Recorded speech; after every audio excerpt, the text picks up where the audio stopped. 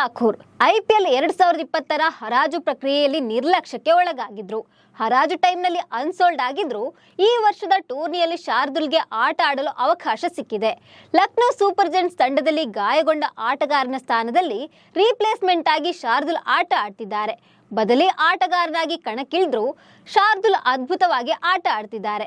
ಶಾರ್ದುಲ್ ಮೈದಾನದಲ್ಲಿ ಆಟ ಆಡ್ತಿದ್ರೆ ಈತ ಅವರ ವೈಯಕ್ತಿಕ ಜೀವನ ಕೂಡ ಚರ್ಚೆಯಲ್ಲಿದೆ. ಗಂಡ ಆಟದಲ್ಲಿ ಸಕ್ಸಸ್ ಕಂಡ್ರೆ ಹೆಂಡತಿ ತಮ್ಮ ಸ್ವಂತ ಉದ್ಯಮದಿಂದಲೇ ಕೋಟಿ ಕೋಟಿ ಸಂಪಾದನೆ ಮಾಡ್ತಿದ್ದಾರೆ. ಅಷ್ಟಕ್ಕೂ ಶಾರ್ದುಲ್ ಹೆಂಡತಿ ಮಿತಾಲಿ ಬಿಸ್ನೆಸ್ ಏನು? ವರ್ಷಕ್ಕೆ ಇವರು ಎಷ್ಟು ದುಡಿತಾರೆ? ಕಡಿಮೆ ಸಮಯದಲ್ಲಿ ಇಷ್ಟೊಂದು ಸಕ್ಸಸ್ ಕಂಡಿದ್ದು ಹೇಗೆ ಅನ್ನೋದನ್ನ ಹೇಳ್ತೀನಿ. ನಾನು ಶ್ವೇತಾ. ನೀವು ಸುದ್ದಿ ಅನ್ನದ ಸಬ್ಸ್ಕ್ರೈಬರ್ ಆಗೋದಕ್ಕೆ ಮರಿಬೇಡಿ.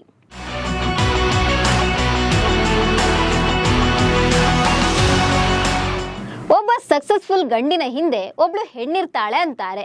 ಆದ್ರೆ ಇದು ಗಂಡನ ಸಕ್ಸಸ್ ಜೊತೆಗೆ ಹೆಂಡತಿಯು ಸಕ್ಸಸ್ ಕಂಡಿರುವ ಇಂಟ್ರೆಸ್ಟಿಂಗ್ ಸ್ಟೋರಿ. ಗಂಡ ಮೈದಾನದಲ್ಲಿ ಬೆವರು ಸುರಿಸಿದ್ರೆ ಹೆಂಡತಿ ಬೇಕರಿಯಲ್ಲಿ ಬೆವರು ಹರಿಸಿದ್ರು. ಅವರಿಬ್ಬರ ಪರಿಶ್ರಮದಿಂದಲೇ ಈಗ ಕೋಟಿಗಟ್ಟಲೆ ಸಂಪಾದನೆ ಮಾಡ್ತಿದ್ದಾರೆ. ಎಸ್, ಇದು ಬೇರೆ ಯಾರು ಅಲ್ಲ, LSG ಆಟಗಾರ ಶಾರ್ದುಲ್ ಠಾಕೂರ್ ದಂಪತಿ ಸ್ಟೋರಿ. ಅಂದ್ಹಾಗೆ ಶಾರ್ದುಲ್ ಹಾಗೂ ಮಿತಾಲಿ ಪಾರುಲ್ಕರ್ ಬಾಲ್ಯ ಸ್ನೇಹಿತರು. ಬರುಬರುತ್ತಾ ಅವರ ಸ್ನೇಹ ಪ್ರೀತಿಗೆ ತಿರುಗಿತು. ಅಷ್ಟೊತ್ತಿಗಾಗಲೇ ಶಾರ್ದುಲ್ ಠಾಕೂರ್ ಕ್ರಿಕೆಟ್ನಲ್ಲಿ ಒಳ್ಳೆಯ ಹೆಸರು ಮಾಡಲು ಆರಂಭಿಸಿದ್ರು. ಕೆಲ ವರ್ಷಗಳಿಂದ ಡೇಟಿಂಗ್ ಮಾಡ್ತಿದ್ದ ಈ ಜೋಡಿ ಮದುವೆಯಾಗಲು ನಿರ್ಧರಿಸ್ತಾರೆ. ಬಳಿಕ ತಮ್ಮ ಪ್ರೀತಿ ವಿಚಾರವನ್ನ ಮನೆಯವರ ಮುಂದೆ ಹೇಳ್ಕೊಳ್ತಾರೆ. ಇಬ್ಬರ ಮನೆಯಲ್ಲೂ ಮದುವೆಗೆ ಗ್ರೀನ್ ಸಿಗ್ನಲ್ ಸಿಗುತ್ತೆ. 2021ರಲ್ಲಿ ಈ ಜೋಡಿ ಮುಂಬೈನಲ್ಲಿ ನಿಶ್ಚಿತಾರ್ಥ ಮಾಡಿಕೊಳ್ಳುತ್ತೆ. 2020ರ T20 ವರ್ಲ್ಡ್ ಕಪ್ ಮುಗಿದ ಕೂಡಲೇ ಮಿತಾಲಿ ಹಾಗೂ ಶಾರ್ದುಲ್ ಮದುವೆ ಆಗಲು ಮುಂದಾಗಿದ್ರು. ಮದುವೆ ಡೇಟ್ ಕೂಡ ಫಿಕ್ಸ್ ಆಗಿತ್ತು. ಆದ್ರೆ ಕಾರಣಾಂತರಗಳಿಂದ ಮದುವೆ ಮುಂದೂಡಿಕೆ ಆಯಿತು. ಬಳಿಕ 2023ರ ಫೆಬ್ರವರಿ 27ರಂದು ಈ ಜೋಡಿ ಹಸೆಮಣೆ ಏರಿದ್ರು. ಮಿತಾಲಿ ಮದುವೆ ನಂತರವೂ ಇಂಡಿಪೆಂಡೆಂಟ್ ಆಗಿರಲು ಬಯಸಿದ್ರು. ಹೀಗಾಗಿ ಅವರು ಸ್ವಂತ ಉದ್ಯಮ ಶುರು ಮಾಡಿದ್ರು. ಗಂಡ ವೇಗದ ಬೌಲರ್. ಕ್ರಿಕೆಟ್ನಿಂದಲೇ ಕೋಟಿ ಕೋಟಿ ದುಡ್ಡು ಬರುತ್ತೆ. ಇದರಲ್ಲೇ ಮಿತಾಲಿ ಆರಾಮವಾಗಿ ಜೀವನ ಮಾಡ್ಬೋದಿತ್ತು. ಆದ್ರೆ ಮಿತಾಲಿ ಎಲ್ಲರಂತಲ್ಲ. ಮಿತಾಲಿ ತನ್ನ ಜೀವನ ರೂಪಿಸುವ ವಿಚಾರದಲ್ಲೂ ಕೇವಲ ತನ್ನ ಹುಡುಗನನ್ನ ನೋಡಿ ಸುಮ್ಮನೆ ಕೂರ್ಲಿಲ್ಲ. ಬದಲಿಗೆ ತನ್ನ ಕೆರಿಯರ್ ಅನ್ನ ತಾನೇ ರೂಪಿಸುವ ಕಡೆಗೂ ಗಮನ ಹರಿಸಿದ್ರು. BCom ಪದವಿ ಮುಗಿಸಿದ ನಂತರ ಕಂಪನಿ ಸೆಕ್ರೆಟರಿ ಕೋರ್ಸ್ ಮಾಡಿದ್ರು. ಈ ಮೂಲಕ ಬಿಸ್ನೆಸ್ ಕಡೆಗೆ ಹೆಚ್ಚು ಫೋಕಸ್ ಮಾಡಿದ ಮಿತಾಲಿ ಪಾರುಲ್ಕರ್ ಕೆಲ ಸಮಯ ಕಾರ್ಪೊರೇಟ್ ಕಂಪನಿಯಲ್ಲಿ ಕೆಲಸ ಮಾಡಿದ್ರು.